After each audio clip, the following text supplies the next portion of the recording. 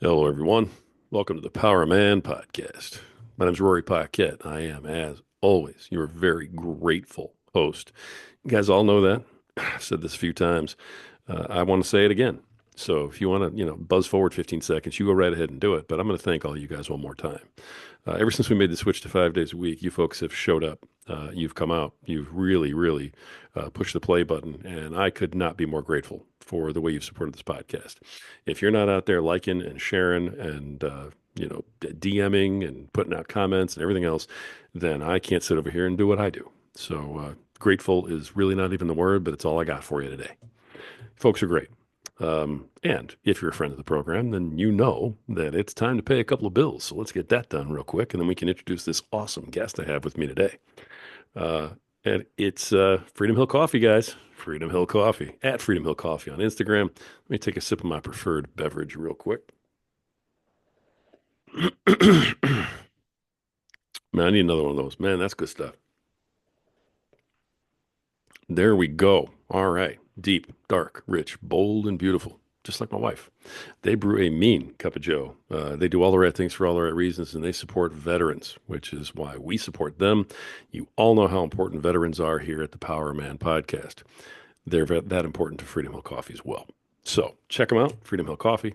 Look for them on Instagram at Freedom Hill Coffee and tell them that Power Man sent you. One more so I can keep up with this gentleman sitting across the table from me. All right. He's laughing because he's ready to go. Here we go. You bet. Yeah. All right. So please welcome to the program, author and champion of the working class, Dr. Mark Teague. How you doing, sir? I'm good, man. It is a pleasure to be here. I look forward to interacting with your audience. Let's get with it, Rory. Sounds good. All right, Dr. T, you've got quite a story. When anybody can sit here and look me in the eye and say, I went from working on the farm to basically being in a position where you could own one.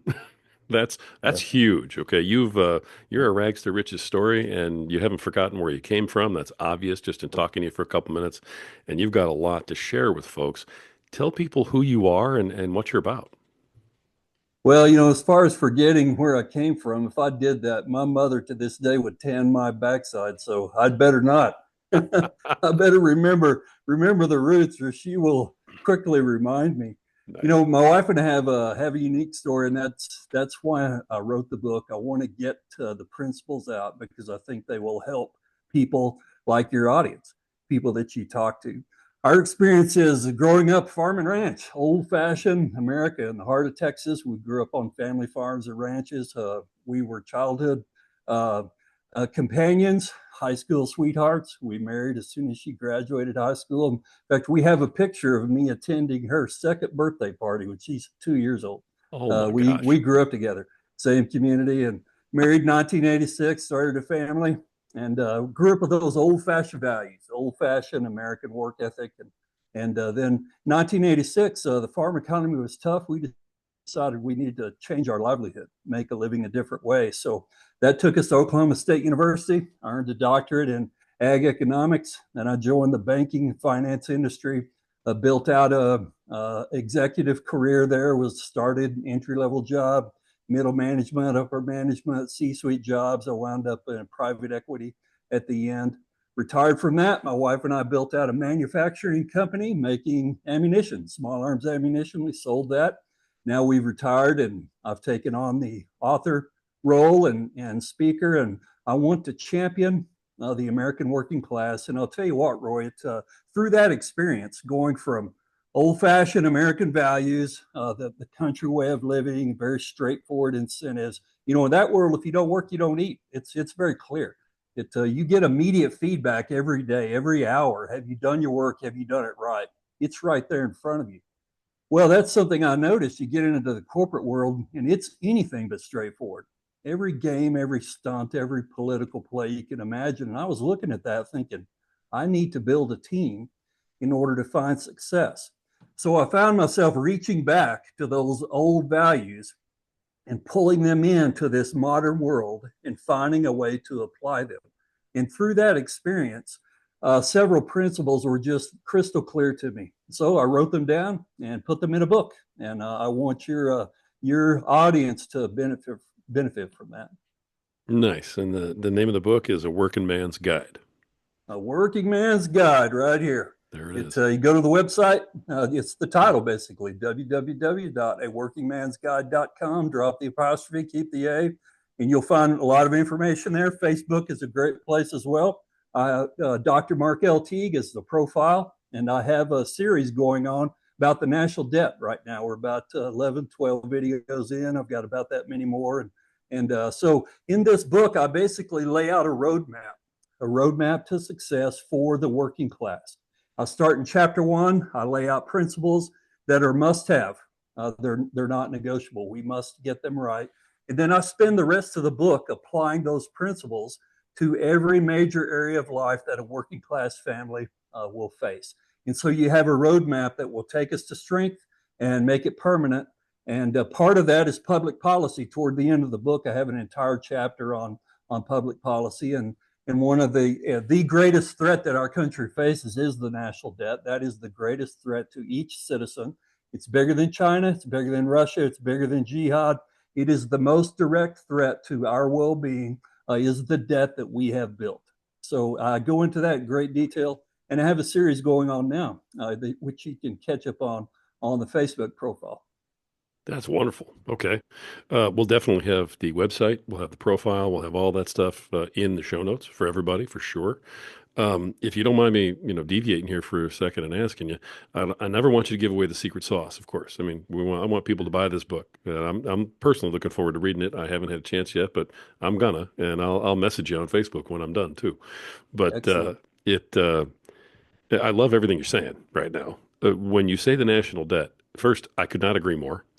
But one thing I've found is that with the average person on the street, they don't understand why the national debt is such a big issue because it doesn't get connected, through the media to them. So they're like, why is this so important? Sure. Why is this big debt talk, right?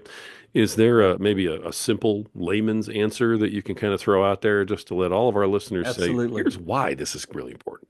Absolutely. Especially today. And let me correct one statement that you made. They don't understand. Don't think that means they can't understand.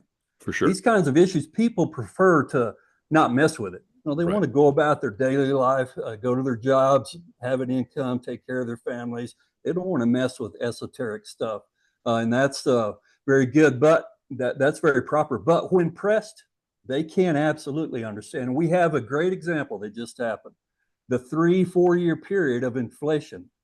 Let's step back in time 5 years. Who cared about inflation? Nobody.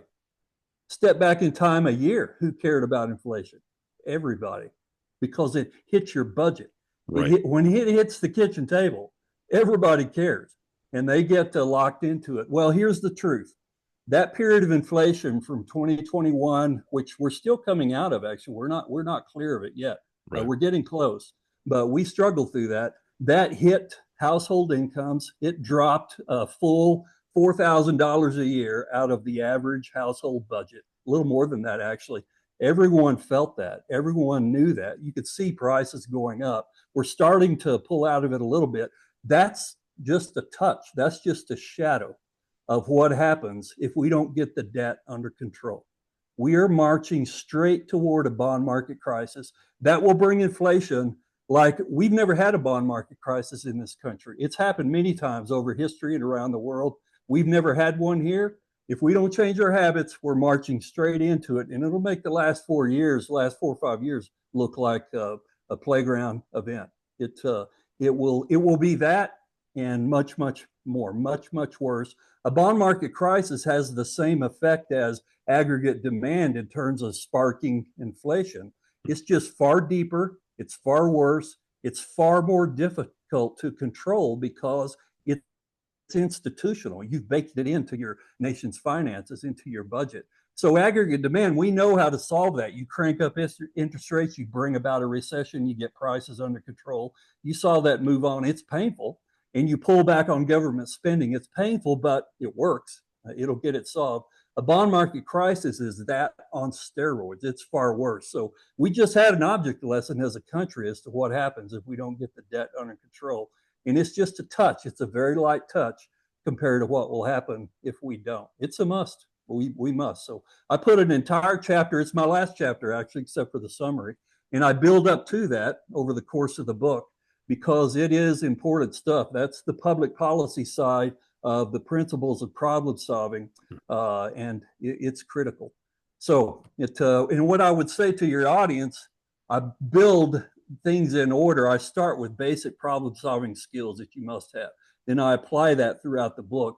And toward the end, there are public policy aspects. This is the big one, the national debt. We have to get it under control. Wow. I love that explanation. So thank you for touching on all those points as you Yes, went sir. through there. And you know, you hit the nail right on the head. It's until it hits your kitchen table. Nobody Yes. really thinks about it. Do they want to get wrapped up in all the social stuff and everything else that they think is a Yeah. real big deal because everybody's arguing about it on Facebook? But when it hits your Yeah. kitchen table, then it's real. You know, then you're like, whoa, Yes. how'd this happen? There are a few things more worthless than a national conversation. Who cares? It's the conversation at your dinner table that Right. matters. That's the one that's important. And when it gets to that level, we care. The national conversations are for entertainment. The Sure. kitchen table conversations, those are the ones that matter. And that's how the national debt gets to the kitchen table. It will be through the devaluation of the currency by means of inflation, because our national credit can no longer support what we're doing at the federal level. It's as simple as that, very straightforward. Excellent. Since we're kind of talking about it, let me get your opinion on this then, if that's all right. The actions that are being taken right now with a Doge and stuff like that, that everybody's all up in arms about. It seems to me like that is starting to work on our Yes. national debt by wiping out waste. Is that correct? More. We need more. Or More. Keep going and make it permanent. Come on, Republicans, you got the votes. Get it in the budget. What are you doing? What games are you playing? Are we just going to talk about this and then go back to bad habits?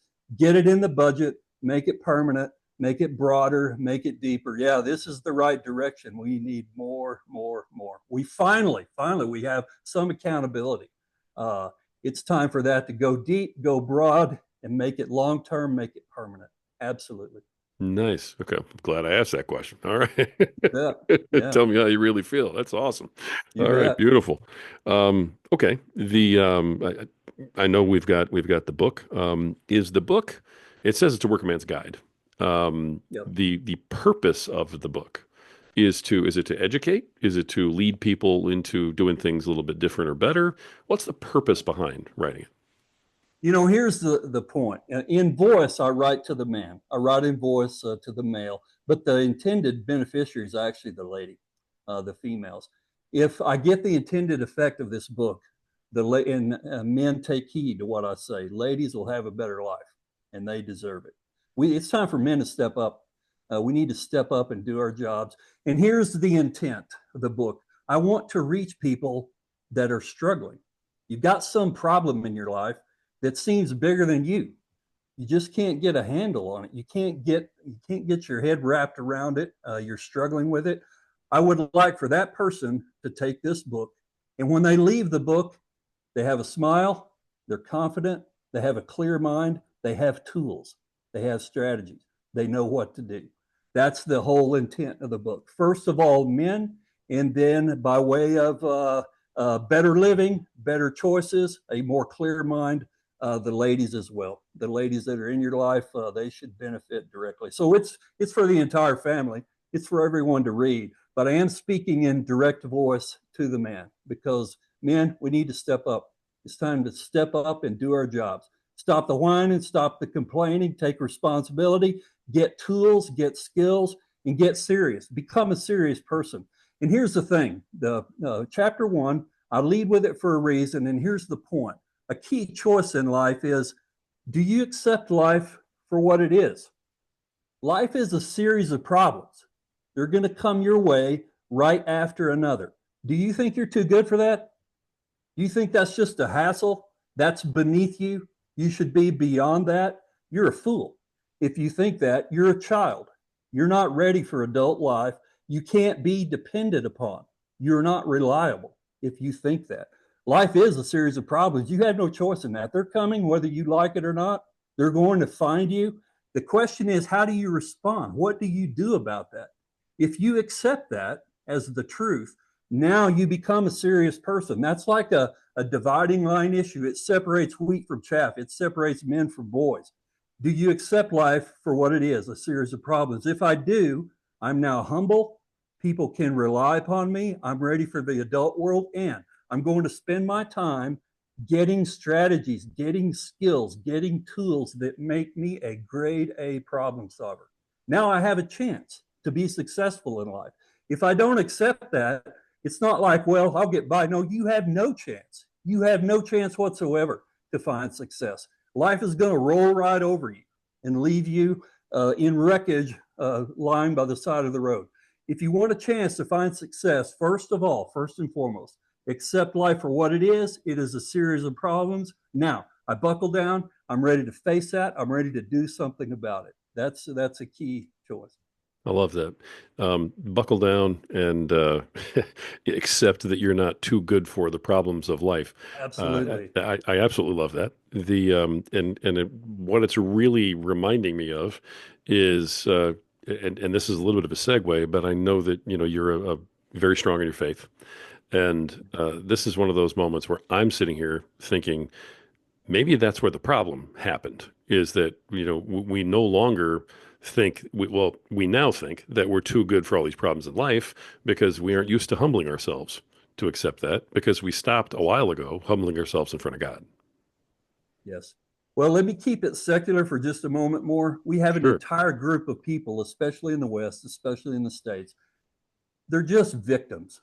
They want to point fingers and Hmm. blame everybody else, and they have a victim mindset. It's because you think you're above solving problems, you're above getting your hands dirty. You shouldn't be hassled with that. All you're doing is choosing to be a victim when you do that, and it's somebody else's fault. Sure. Okay. Now, let me switch out of the secular and point to the world of faith. Here's the truth in life: rationality leads you straight to faith. If you're a thinking man, you put on your thinking cap, you care about intellectual things, you cannot escape some fundamental questions, as in step outside and take a look. Where'd this come from? Did it just happen to pop up? Go out and look at the night sky. Look at the universe. Take a look at this world as it exists. Is it just you only have two choices. It's either a random accident, it happenstance, it just happens to be there, or it is by design. Therefore, there is a designer. Rationality leads you straight to faith. Now, where that Mhm. matters in everyday life, when you go through this life and you're facing problems, you need a North Star. You need a bedrock. You need a foundation. You need a guidepost. You need something to define yourself as you go through life. Some say, I just depend on me. Well, I've found that to be completely inadequate. I'm not up to the task. I'm flawed. I have deep flaws. If I just depend on me, I'm beat before I even start. I need something bigger than me. And when you lock into problem solving, the first sign is humility. The second sign is you start looking for things that were here long before you got here and that will be here long after you leave. You need some things that are eternal in nature. They have a permanence about them. You're looking for those foundational bedrock principles.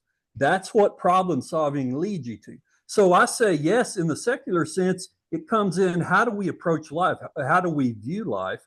How do we respond to life? Underneath that are those value character issues. Rationality and taking life on for what it is takes you straight to those matters of faith. You have to answer those questions. All of life drives you to that question: does God exist? Yes or no? Answer the question. Yes or no? You have to answer it. If you say no, then life has no meaning, no purpose whatsoever. You have only yourself to depend on. All I could say is good luck. Best of luck. Life is going to tear you down and take you apart. Look for something bigger than you. Look for something that's beyond you. I found that to be of great value. Now you're going to develop skills. You're going to develop strategies and tactics to solve those problems. And you stop the victim game then. It's not anybody else's fault. It's just life. I have a responsibility, could sum up in 3 words: do your best. Do your best. Do your best. Then you can sleep with a good conscience You go through life with confidence. Sometimes you win, sometimes you lose. I can't say I've always won. Sometimes the problem beats me. That's all right. I'm going to get up tomorrow and go again. I will. I want to make sure that I did my best, and I'm happy with that at the end of the day. So yeah, faith changes everything. It changes your mindset, but every day drives you to that question: does God exist? Yes or no? Everybody has to answer that question. If you say yes, now you have tools, you have principles, you have access to a strength that is beyond anything that anyone would know that says no to that question. That's a fact. Such a great answer. Such a great answer. I love it. You're obviously, passionate in your beliefs and very devout, and I appreciate you sharing them so openly here. And you're in the right spot. Let me just tell you, for those beliefs that you've been Excellent. espousing, I think our listeners are sitting there nodding their head like I am, going, "Yep, yep, preach it. That sounds good. Exactly." Excellent. The Excellent. let me ask you a question, if it's okay. Yeah. I mean, clearly this is part of who you are. Were you your faith and your work ethic and these things? Now, is this from the way you were raised, or is it something that you learned with all the experience that you went through? Maybe a combination of Yeah. both. That's a great question. It leads to a great story. Let me just hit the high points. I have to credit my parents. I had great parents. They raised us in a solid, stable home, a strong Christian home. They were practicing Christians my entire life. They had us in church. I never know it. I don't know of a time that we weren't active in church and actively studying principles. My dad had a habit about him. My mom and dad both did this, but dad in particular, he would wait for something to happen, some event. And we grew up on the farm, so we were with him a lot. And he would pull us to the side, my brothers and I, and he would point out and say, well, this happened, that happened, this person did that. And then he would go to a principle. And he had three top principles that he taught. One was be honest. The second one was work hard. And the third one was be respectful. He had a bunch of them, but those were the top three. And he would wait for life circumstance for something to happen. He would pull us to the side and teach us through that. And he would wind up with, son, always be honest, no matter what it costs you. Those words just ring in my ears. Or he would say, son, always work hard. You will always have a job. And he would say, son, always be respectful to others. Do what you say you would do and treat them with respect. He would go back to those basic lessons. So I credit my parents. They taught us well. Now, you get into adulthood, everybody sets their own table, everybody makes their own choices. I've lived and worked all across this country with thousands of people, many different value systems, foreign, domestic, international, travel the world in my work. And you make your own choices then. It's no longer your parents, it's you. You have to choose what you're going to believe and what you're going to do. We've had plenty of opportunities to pitch that to the side, plenty of pressure at times, especially the one being honest. Do you think the corporate world is honest? Anything but. You think this public realm that we live in is honest? Lying is the name of the game. You know, how can you deceive and how can you get ahead doing that? The pressure to be dishonest in my career was crippling at times. It was so intense and strong. And I simply wouldn't do it because that's what I was taught. I accepted that value on my own. I answered to a higher power. And I can say this, Roy, I live my life for one conversation, the most important conversation. It's that last one, the one that you have at the end of this life. You're going to stand before your maker. He's going to say, what did you do with what I gave you? I gave you time. I gave you talents. I gave you abilities. I gave you opportunities. What did you do with that? I want that conversation to go well. And that changes how you behave in particular circumstance. When someone was pressuring me from above in a corporate world to lie about a credit loss plan or the financials because they had an agenda, in the back of my mind, I'm thinking that last conversation, that's the one I need to keep in mind while I handle this. It makes the difference. So that's how I would answer that. I give great credit to my parents. I appreciate everything they did. Everyone is also going to have to stand on your own as an adult. Wow, not surprised to hear that. I could kind of tell that some of that was, sort of baked right in Oh from yeah, childhood. It's funny because you say these three things: be honest, work hard, be respectful, and it sounds so simple. And especially, if you're a little older like you and I are, I mean, that used to be commonplace. That's how I Yes, was raised. That's what, yes, my mother taught me. That's how I taught my children. But what's amazing is how those three things, as simple as they are just not even part of the plan anymore with such a large portion of the world. And you mentioned how people there's so little honesty out there. yes. People are no longer respectful about anything. That's more the rarity. And then as far as working hard, I mean, everybody wants quality of life, but nobody wants to work hard to get the quality of life. That's a fact. Yeah, That's why I write this book and chose the voice that I did. I'm speaking to men. Who's going to step up? Who's going to step up? Who's going to step up and take those simple values and make them your guidepost? Make them your North Star. Make them your bedrock. That's where we stand as a country. Roy, the story of America has been just that. There's always been somebody that steps up. There's always been somebody in our country that steps up to the task and gets it done. They have a clear mind about those things. Go back to the 1600s and just follow the story of our country all the way through. Somebody stepped up. And it's time for us as men in this great nation to step up. Who cares what gets said on the sitcoms? Who cares what the latest national conversation is? I don't care, because when I have that last conversation, they won't be there. They won't be standing there. It's me and my maker that will have that conversation. So that's my challenge I would give to your audience. Are you going to step up? Who's going to step up? It's up to us.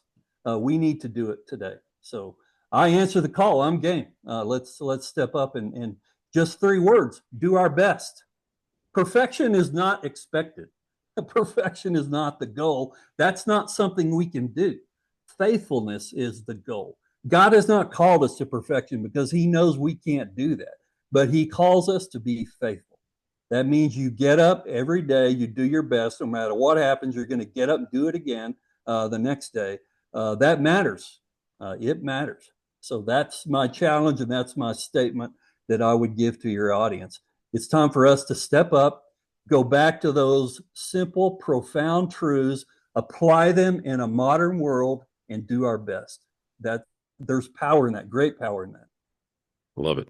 Absolutely love that. Here on Power Man, we have three tenets that we believe in, and that is that as a man, as a husband, as a father, your job is to protect, provide for, and lead your family. Yes. And so that's a conversation that's being had all the time on all my podcasts and all my private groups and all my coaching and everything else.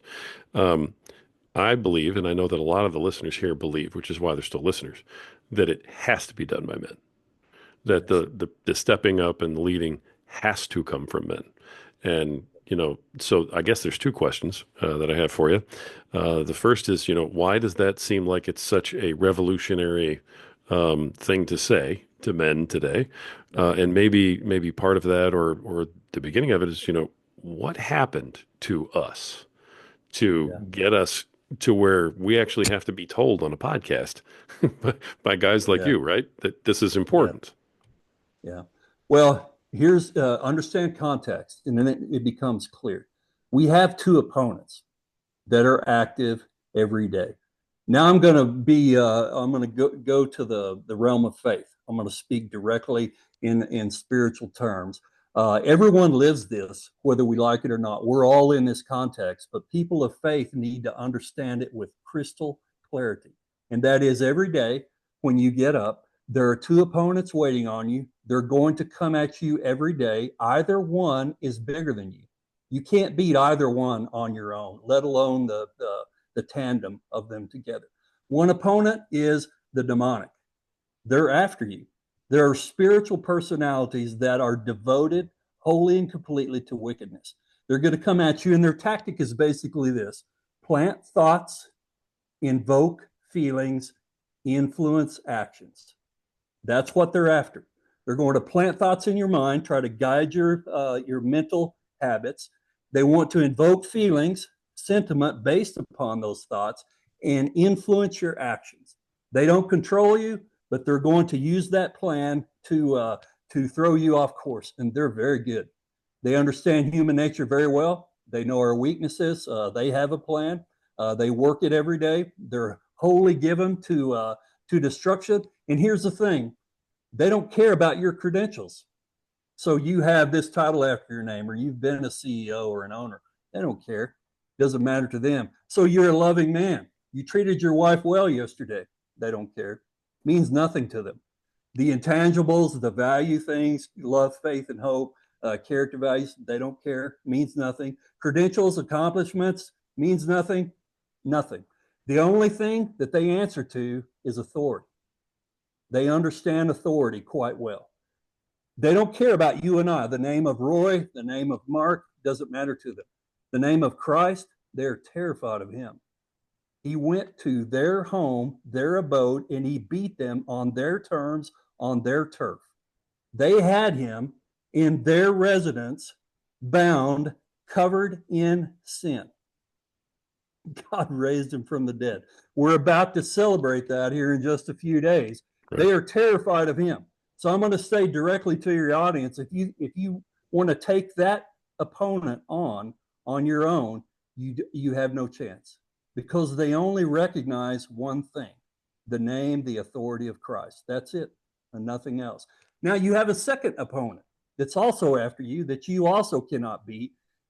It's you, yourself.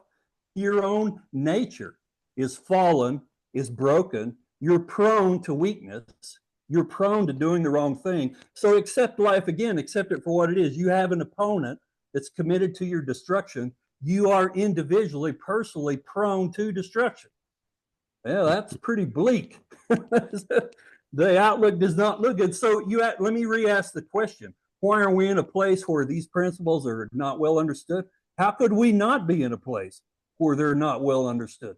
That is the bent, the nature of life. It takes the only answer to the demonic is the name of Christ, authority. The only answer to human weakness, human flesh, is death, the cross. There's no other answer. It can't be reformed. We can't learn our way out of human wickedness. It's not possible. Ask a question. Germany, 1930s, very advanced, technologically advanced, highly civilized, thoroughly Christian. They gave us the Holocaust, the Nazi regime. How in the world did that happen? How could that be possible?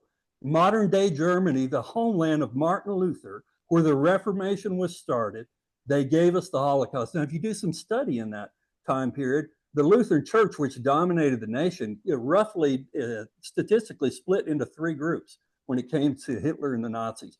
About a third were opposed to it and paid a great price for trying to stop that. The most prominent name is Dietrich Bonhoeffer. I would encourage everyone to study his life. Tremendous life, a tremendous testimony. There about a third were passive and just let it go because it's the country and they just didn't want to get involved. About a third actively supported that, actively turned in Jews, actively supported the Holocaust program. Civilized, modern, technologically advanced, thoroughly Christian, and that took place. That is just astounding. We need to learn from that and understand. If you don't get serious about the two opponents that we face every day, we're doomed. We will not have a country. We will not have a future because they're coming at us every day. But the answer is also clear. The demonic is the name of Christ. Human wickedness, the cross, death. Now, fortunately, we don't have to personally die. We can that has been done for us. We can avail that sacrifice on our behalf and enjoy redemption because of the work that Christ did. But you have to face that. That is reality. That explains why are we having so much trouble today with such simple truths that have always worked. We have two opponents that we face every day, and we've been careless. The church is marked by its arrogance, the American church. We're about budgets. We're about status. We're not serious about the gospel message. We want to build a program. We want to get numbers. You could describe a normal church service in lights, camera, action. It's a big show. Let's make sure everyone's happy. Am I at church or am I at Cinemark? Sometimes it's hard to tell the difference. Your opponent, either one of them, cares not for a bit of that. They don't care about the worship service you just walked out of and how good you felt because they're coming at you the next hour. They're coming at you that afternoon. They're coming at you the next morning. So you have to understand reality. You have to understand context. And that explains the cultural morass that you see around us. We've forgotten those simple, profound truths because we've forgotten what we face every day. Wow, that's amazing. I've never heard it put quite like that. Is this something that you kind of came up with on your own in terms of the phraseology, or have you actually heard this before through teachings? And Well, this is out of my book, and the book is our life. It took 60 years basically to write this book. It's the entire life of my wife and I. And it's in essence applied Christianity. So this is us being faithful believers, and this is how you do it every day. This is not a church pew book. It's an out in the workplace every day. You want to be a believer, this is what you're going to face. And this is what you have to come up against, and here's how we did it. But basically, here are the principles that we use. Here's how we applied them. I want it to be instructive in that sense. It's not authoritative in the sense that there's no other way to do it, or this is the only path. That's not it at all. This is our experience. This is our understanding of deep Christian principles and how you apply them on a daily basis. In that essence, that is the spiritual. What I just gave you, that is the essence of spiritual warfare and a walk of discipleship every day. Those are your two opponents. That's how you beat them. If you try anything else, it's not going to work, because there's only one answer for a demonic opponent. There's only one answer for a human weakness. And that's prescribed by God himself. That comes right out of his scriptures. I would offer you the New Testament from the Gospels, Matthew chapter 1 through the end of Revelation. That is a theme. That is a message. So I do enjoy looking for principles, looking for themes, and then applying them. That's a passion of mine. I've done that through my whole life. And that's what I put in the book. The themes and the principles that you really need to know, and how you do them, how you apply them. That's what I write in my book.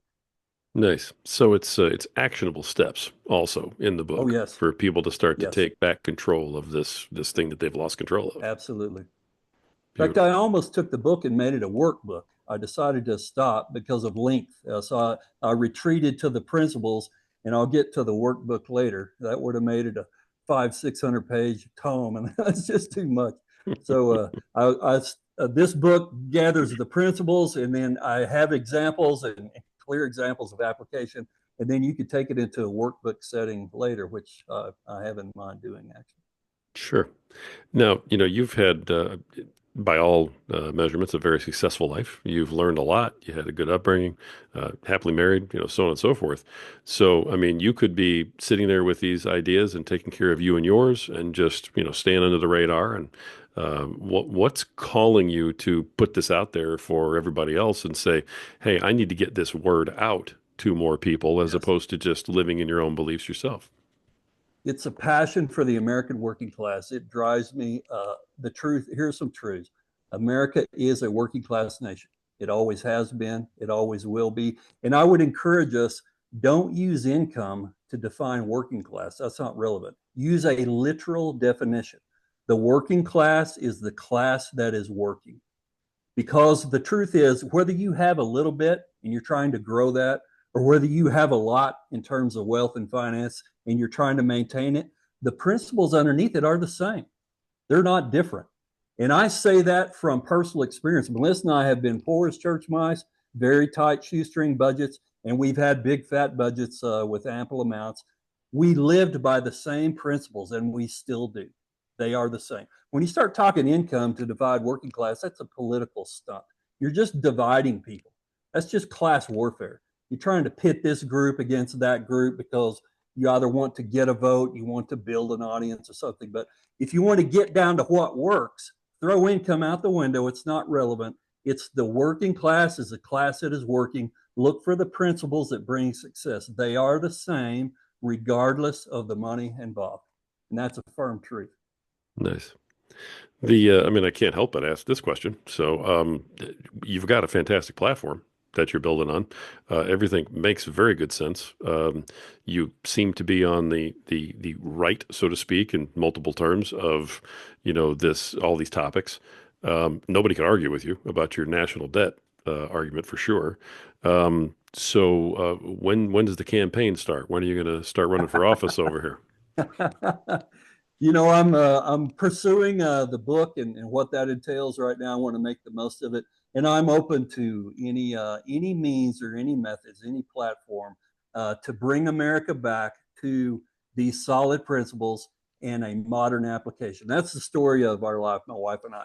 The age-old principles, timeless principles, apply them in a modern world, and the success we can bring. If we do that as a country, and particularly with respect to the national debt, if we solve that, there is no end to the success we can find. It's no end to the wealth that can be created, no end to the increases in quality of life, and there's no end in sight, no limits and no end in sight. So I'm very excited, very optimistic about that, and I'm very encouraged by the response our country had to that period of inflation. The spending that drove that was just absurd, absolutely absurd. Now we're seeing that. Doge is uncovering that. And we saw the effects, the inflationary effects. I was greatly encouraged by the national response. That means we still care. We could have gone right back to that and just keep doing that and dig a deeper hole. No, we took a turn. So let's turn and do something different. I'm very encouraged by that. That's the America I know. That's the old America. We tend to, when it comes to solving problems, we tend to not do anything, don't address it, and then we address it in spades. We just obliterate that problem, whatever it is. And I'm encouraged that we will do that again. So we've let the national debt run. We've had political gridlock for a long time. And that's going to be wiped away one way or another. The bond market, the bond traders will take care of that issue. They will take it out of the political realm and say, okay, you've been foolish. Here's the bill. Now you have to deal with it. Or we can do it as a body politic before that. I'm encouraged that we'll get that done. I think old America is on the rise, and we'll return to core principles and apply them in a modern way. It's a great message, but that's not a no. Well, yeah, I'll I'm- repeat. The heart of that is I'm open to any there you method go. that will bring our country back to what it has been and what it can be in the future. If that's public office, I'm good with that. There you Right now, go. I've got to get a book out and make that Right. message known. What Right that on. leads to, I'm open. I love that. That's an answer. There you go. All right, sir. Thank you so much. No, that's fantastic. I would love to see somebody like you, on the nightly news, I'll do my talking best. about this. That would be so refreshing. I would stop and watch that. I really would. So Excellent. if I were in Texas, you'd have my vote, sir. Excellent. Excellent. So, but I do love it. I love the principles. I love the book. Love everything you had to say today. I mean, you've shared a ton with everybody. I love the fact that you're willing to, come on a podcast talking to thousands of people and just be honest and tell everybody how you feel about this stuff. Yes. And Yes. everything you've said, is so rooted in fact. The way that it just gives you this enormous amount of credibility, I feel like, and I'm really honored that you're on my show right now, saying the things that you're Thank you. saying. So I wanted to Thank make you sure I very said much. that to you. Appreciate Thank it you. very, very Thank you. much. With everything that you've said already, just in the interest of time and whatnot, let me ask you this, and I'm going to go ahead and give you the floor Yes. for a few minutes here. Is there anything that I did not ask you? Is there anything that we talked about that maybe you want to drive home a little more? Is there, some advice or a few last nuggets you want to leave behind? All the above. The floor is yours for the next few minutes, sir. Please. Thank you, Roy. You are a great host. You truly are. You're talented. You're gifted. You're very aware, very sensitive. So you've done a great job. I'm very impressed. One Thank you. piece of information I want to give to your listeners about the book. I put a lot of time into the citations and the references. I put a lot of research into it. I am a researcher by nature, and I did that intentionally for the listener. It becomes not only informational principles, but it's a resource book. It can give you a great treasure of things you can track down. And one I want to point out, since this is about husbands, fathers, and families, I got current on all the stats in home life. And in this day and age where we stand, there's some very good cohort studies out there that look at marriage. They get a group of marriages and they lock them down when people get married, and then they track them for a long period of time, 15, 20, even 30 years. Some go out very deep, And those results are available. I reference them in my book. The stats are very clear, and it's this: a couple getting married face about a 42 to 45% chance of divorce over their lifetime. And if you add separation into that, it's almost 50%, right at 50% of things going bad. And that's not some of these funky ratios, like the number of divorces divided by the number of marriages in a year. That's a false number. It's actual cohort studies. Get a group, a sizable group of marriage, follow them over many years, and see who survives, what their attributes are, what their traits are, what marriages fail. You're looking at about a 50% fail rate. But here's the thing. So when you look at that, it's like a coin toss. You got about a 50-50 chance of making it. But when you look deeper, you look at now the traits, the attributes, the habits, there is clear separation. You have large cohorts of people where the risk of divorce is near zero. You can take that down to near nothing. So those in your audience that have gone through a divorce or are facing one now, I want to say this: take heart. Go again. Get through this, get it behind you, find another spouse, learn something. People go right back to family because there is no substitute for family. There's no replacement. It is the basic social building block. If you face failure, don't worry about it. Get up and go again, because you can now learn habits, you can learn traits, and when you adopt those habits, the risk of divorce goes down to next to nothing. And that's also a fact as well. So what looks like a coin toss, it's really not. People that put in the work, they put in the elbow grease, they commit to principles of living, they make it a lifetime basis in an intact marriage often. It's very common. So I want your audience to be encouraged by that, to take heart. What a great parting thought. I appreciate that so very much. Very, very relevant, very uplifting. That's perfect. Thank you so much for coming on today, sir. Folks, champion of the working class and author of A Working Man's Guide, Dr. Mark Teague.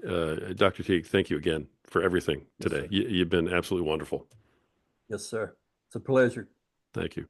Folks, this has been another episode of the Power Man podcast. And one of the reasons why I think you guys keep, showing up and listening and downloading and everything else is because we come out and we bring powerful men like this onto the program to deliver unbelievably powerful messages like the one you just heard.